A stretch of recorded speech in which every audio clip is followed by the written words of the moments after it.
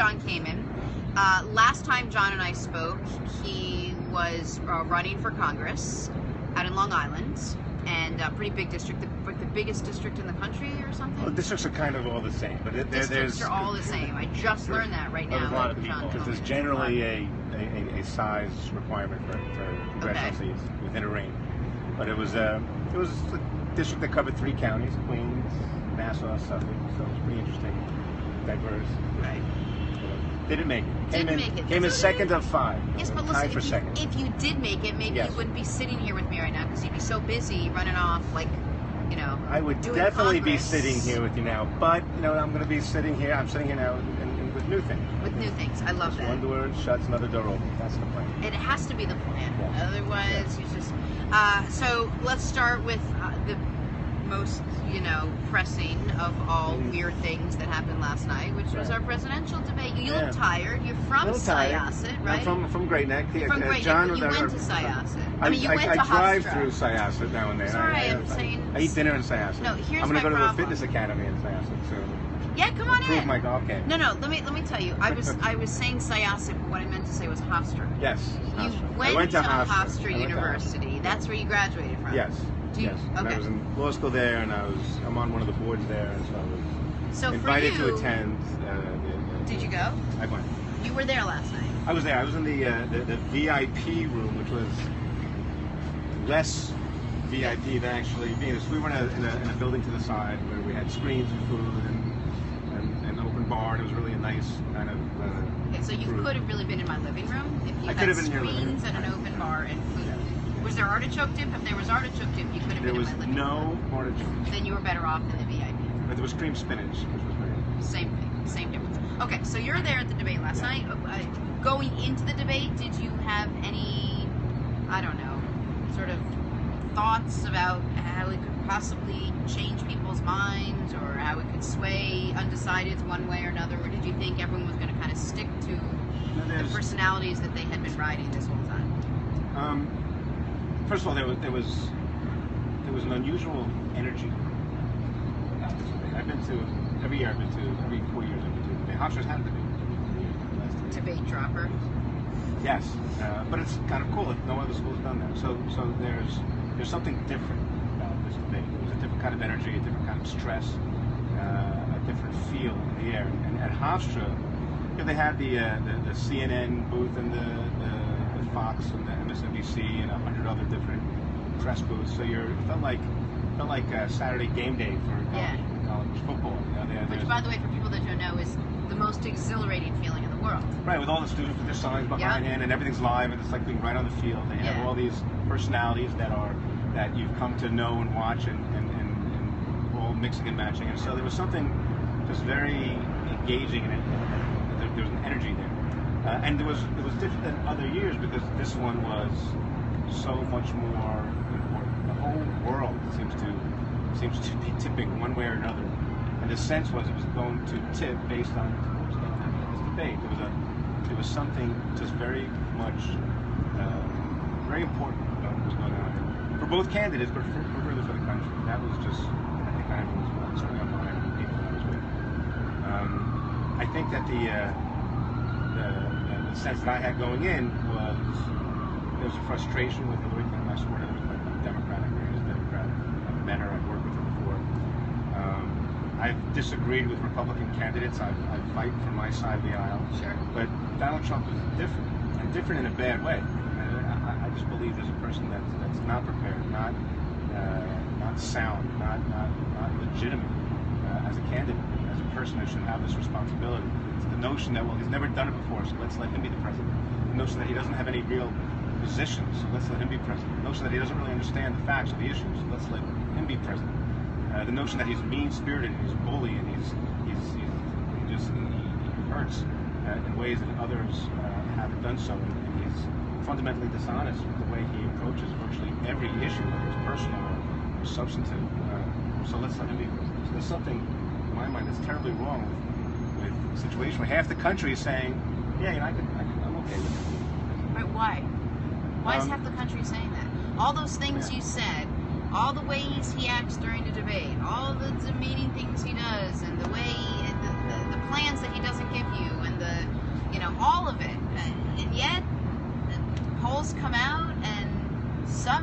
some way is indestructible?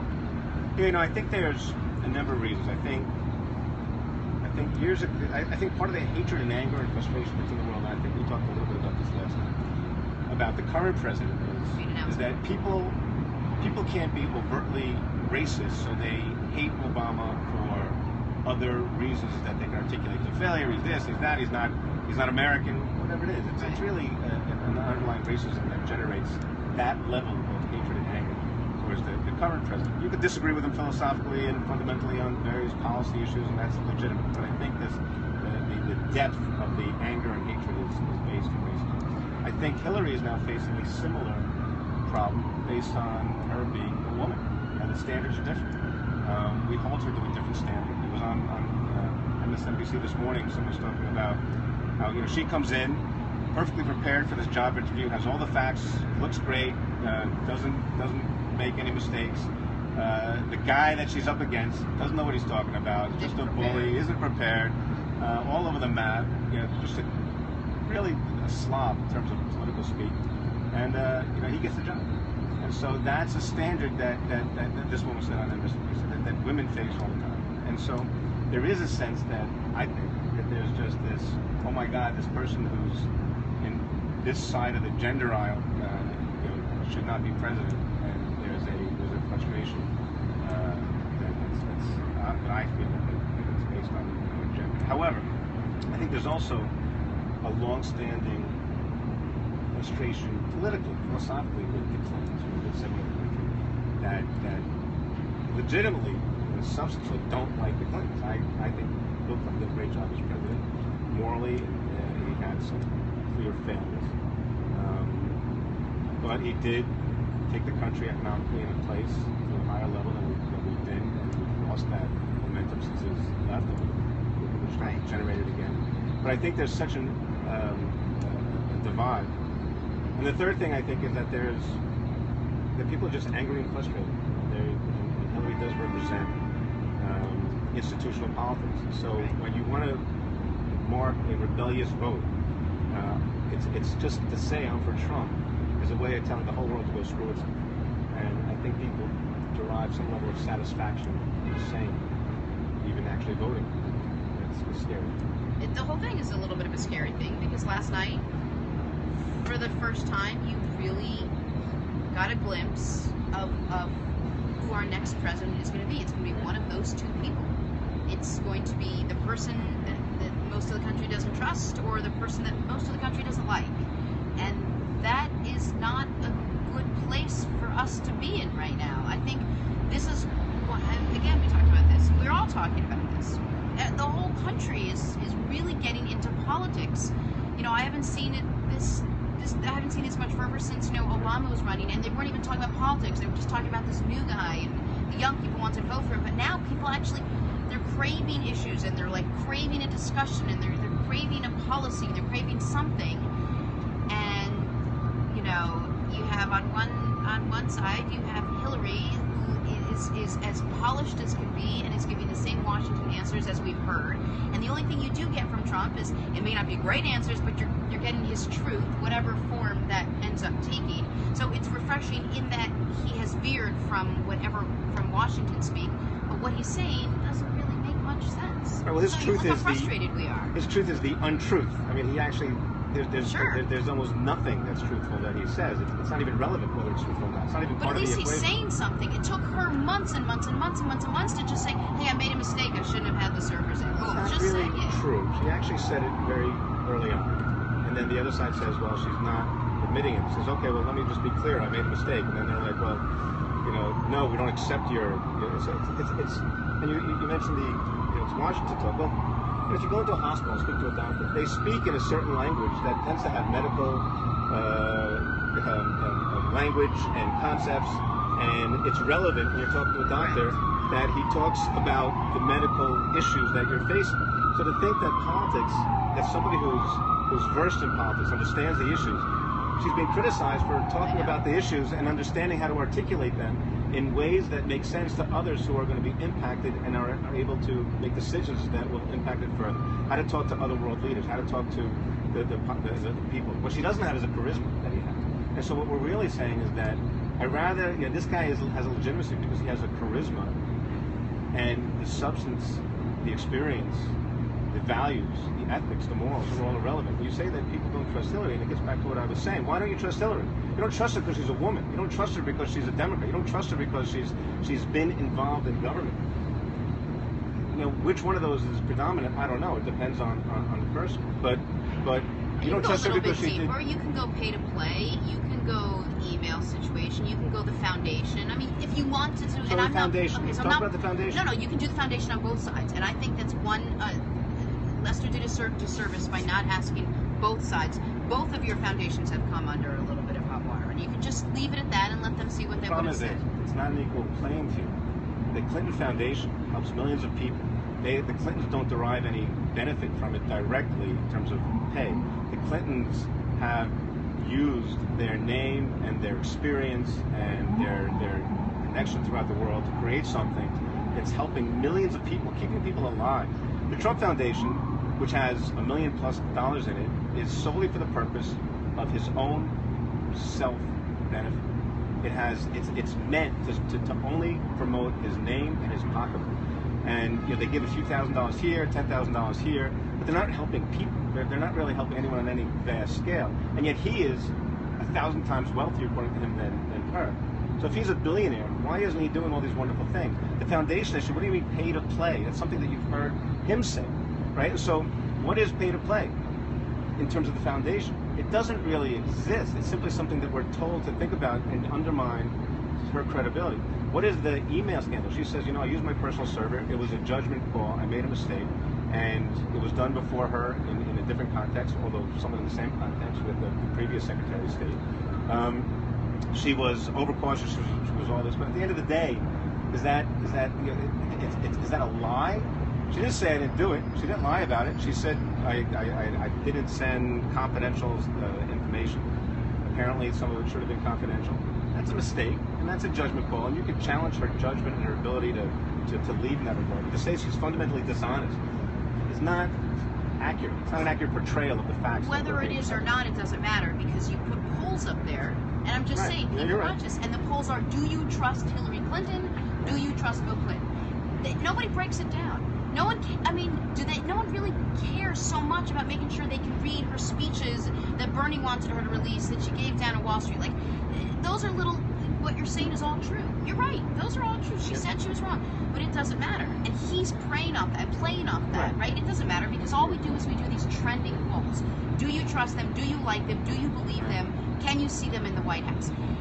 And people that aren't so knee deep, they're only surface layer into politics, see this and they say, oh well, everyone's voting for her, they must be serious, and everyone thinks they can't trust her. Maybe I don't trust her. And unfortunately, that's the way it seems that the country is swayed. So you obviously have a much better understanding, and people that are more well read and are following this on a day-to-day basis understand this a little bit more on both sides of it. It's just really frustrating, and I don't think there was ever as much. 100 people watched the debate last night. That's incredible. So there isn't 100 million people. 100 million people. So 100 million people. What an incredible fact that so many people who are frustrated and don't know what to make of this, they're still tuning in. Right? We're talking about it here. I mean, there really is an incredible engagement over this whole thing. So to me, part of that is good. There's more people involved than ever before. Right.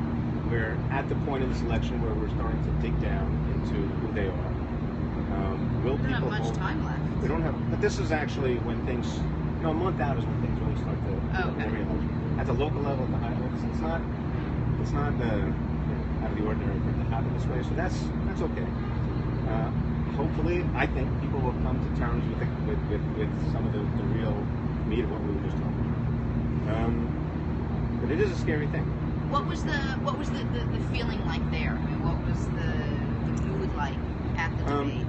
There was, I think on both sides, but certainly as someone who supports Clinton, there was a trepidation. There was a nervous energy. There was a fear that she was going to screw this thing up. There was a fear that she was going to come out, like she once spoke gave some interview where she looked like she was completely subdued, because she was trying to be presidential, still speaking about some terrible thing that just happened.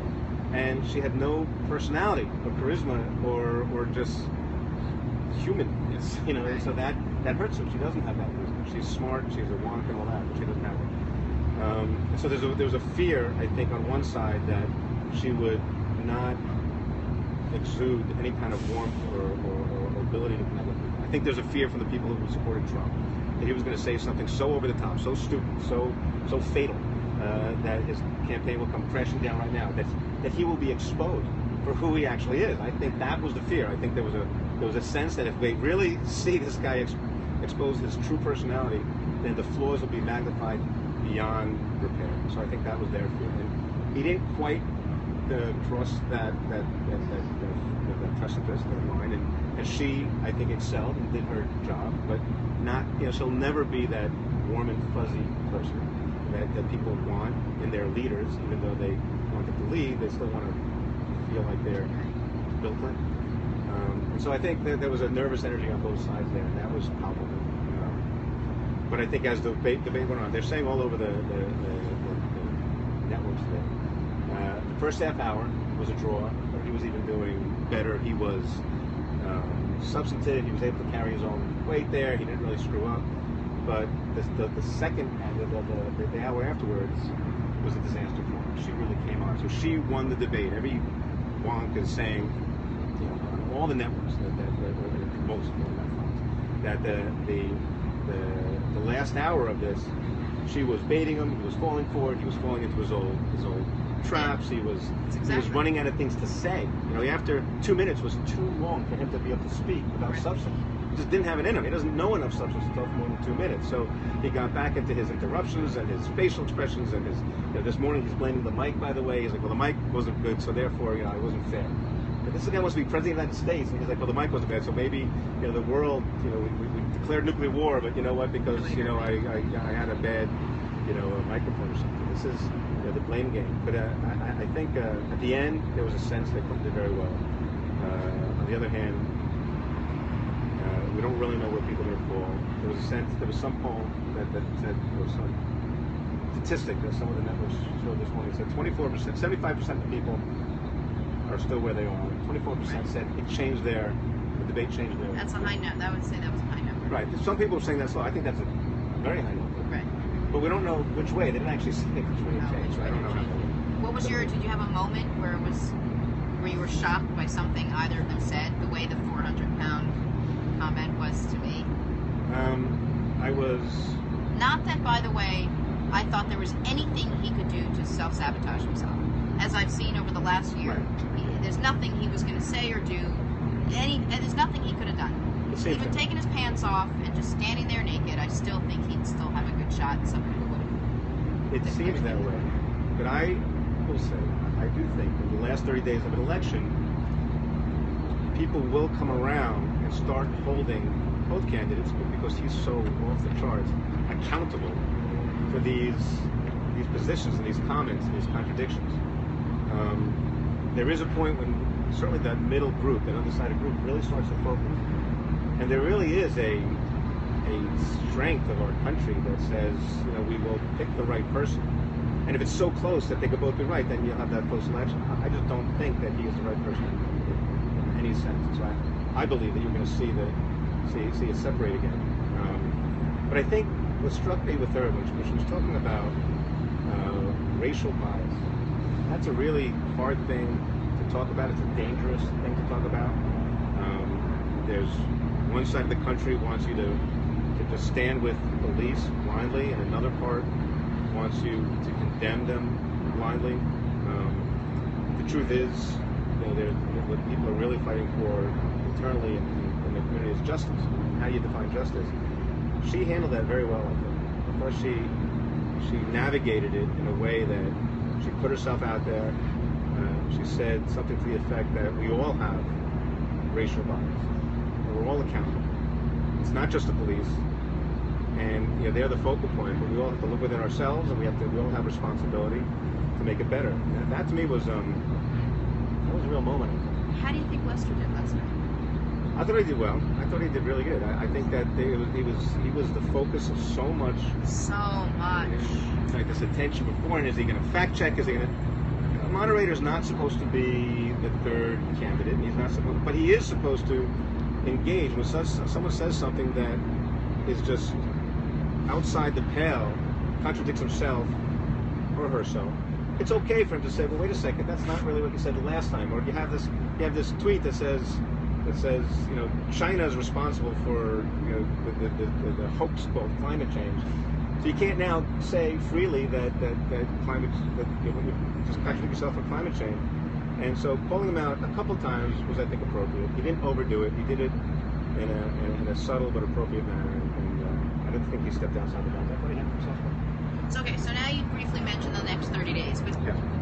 what are they traveling? Are they giving speeches? Are they like hunkering down and really trying to get strategy? Like, we're in it. This is it. I mean, we're going to have a new president in a few weeks. What happens in the last 30 days is the negative campaigns. Two things happen. The aerial attack kicks in. So all of a sudden, all this money that they both raised, all these PACs have raised, will start focusing on what's wrong with the other side. Because what really moves numbers is the negative campaign. We've talked about it, we've seen it, we haven't really seen it. We have no idea. And you see a couple of Hillary Clinton ads out. But generally what will happen in the last 30 days is these horrific, mean-spirited, terrible, negative ads will start playing every matter of minutes. And so that's what will happen. So that'll be this aerial attack, and that'll be on both sides. What will also happen is the ground game kicks in. And so whoever put together a better organization will start to see the reward. President Obama did that against Hillary Clinton. And a lot of it was social media, and a lot of it was this incredible organization that he had built throughout the country at a very local level that just outplayed him. And so you're going to see the two campaigns do both those things. I think, again, Hillary Clinton has an edge in the ground game because she's been spending a lot of money building an organization throughout the strategic areas that she needs to be able to pull that extra 4, 5, 6, 7%. Ground game isn't going to pull 90%. You're talking about who's going to get an extra 6% of an electorate that wouldn't have voted. If you bring out an extra 6%, you could end up winning that state. Makes all the difference in the world. The aerial attack will be a toss-up, I think, because the people who hate her, and there's enough ammunition, as you have pointed out, that well-meaning, good-thinking, smart people look at what she's done and says, there's something about her history that doesn't sit well with us. And that will be magnified 1,000-fold through his commercials in strategic areas, 3 strategic states, and that'll have an effect. And then she'll do that with him, and so that I think will be kind of a trick. Do you think there's any part of the Democratic mindset that wishes Joe Biden got into this? If Joe Biden were the candidate for the Democrats, he would be the next president. Right, that's what If Mitt Romney was the president on the Republican side, correct, he would be the next. Correct, but as a Democrat, I'm just curious what your thought is. The case against... If, by the way, my Aunt Cindy was an independent, she would be the next president. Right, that may be the case. So I think when the candidates on the Democratic side were being selected, same with the Republican side, no one thought that Trump would get here.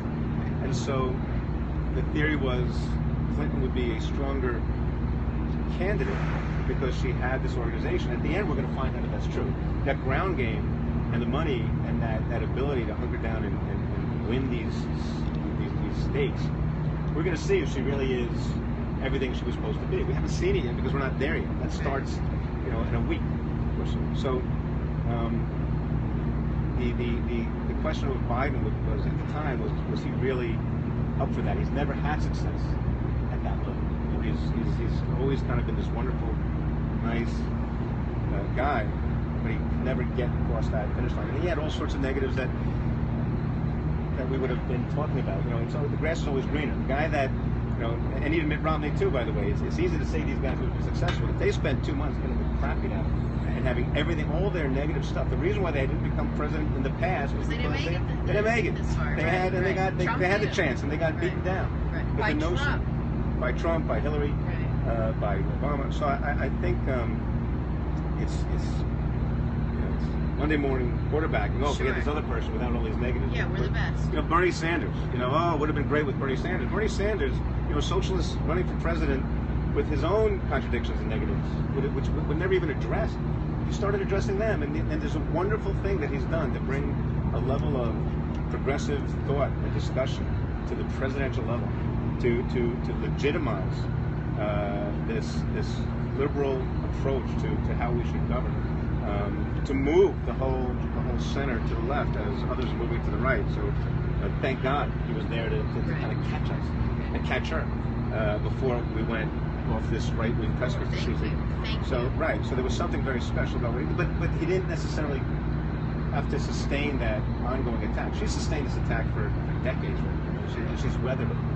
So part of me feels comfortable and secure that she will do it again. That she will actually meet this challenge, and that her ground game is going to be secure. And the negatives that they throw at her on the air are just stuff that they've won. She's been through it. She's handled it. So. And then, I think she's, at the end of the day, it's going to be her. If it isn't her, what other country are you moving to? Yeah, that's you hear that. It's it really is scary. You know, I think people like because me, right now Canada is shoring up their borders. Right, they're building a wall. Canada's building a wall right now. Canada's building a wall. That means actually, that's a funny thing. Actually, no one's really talking about that. But hey, if Trump will Canada build its wall and make us pay for it? Right. All right, we're gonna make us pay for it. Then Hillary's going. Right. She's gonna send a check. The Clinton Foundation. The Clinton Foundation will send a check. Yes. So I don't know. I thought it was great. A great question at the end that Lester asked. If you lose, do you support Canada? And she, of course, says, of course, this is our democracy. She gives the legal answer that she generally gives. You know, she doesn't give some warm, off-the-cuff, wonderful quote that just makes you feel like you want to go and, she's like, well, technically the rules are this, and this is how it works, and this is our country. Come on, Hillary. Right. You know, it's just talk. And he does what he does. He's like, he obfuscates. He's like, well, everything's terrible. That doesn't work. The system's rigged. But yeah. So they both played, but they did it. They did give the right answer, and so there's some comfort there. And we started the conversation where what do I do? You know, I'm a political animal. I worked in government. I ran for public office, and I'm saying, well, you're gonna run again. It's like, no, I'm done. I'm finished. I don't want to run anymore. My wife, my family. I want to go make a living. Right. You know, I want to. An hour later, after I lost, I get a call. Will you join the board of this club, and will you show up in here, and will you come be the guest speaker? And no, please. Okay, fine. Yep. So I don't know. But it wouldn't be the end of the world if I made a living and had a cabana and sit above the Not mine. Not mine. Well, either way, whether you run or not, whether you win or not, will you come back and wax political poetry with us again sometime? Well, we all have to kind of stay engaged. So that's really my point, I suppose. We have to stay engaged, whether we run, whether we talk. Doing what you do, having a conversation, I think is wonderful. So yes, I'd love to continue this discussion. We should. Thank you. Look, a month from now, we're going to see what really happens, and we're either going to be, can't stop the clock. It's happening. You're going to be in a great mood, or you're going to be wheeled in here on a gurney. That's right. And either way, I'm still going to ask the tough questions. Yes, good. Not really. Who says that? What tough questions am I talking about? Thank you. Come back again. Good luck getting back out to Long Island. I heard the traffic on the train was terrible. And the train is good. The train is easy. The train is good. Stay off the LIE. Right. Go run again. You have so much to say. Yeah. You have a great platform, and I'd love to. There's other ways to participate. Okay. One could talk to people. I'll keep talking to you. I'm participating. Watch me participate. The millions of people around the earth that are sitting engaged. Just watching this. They're just engaged. That's right. So that's engaged. It's a beautiful thing.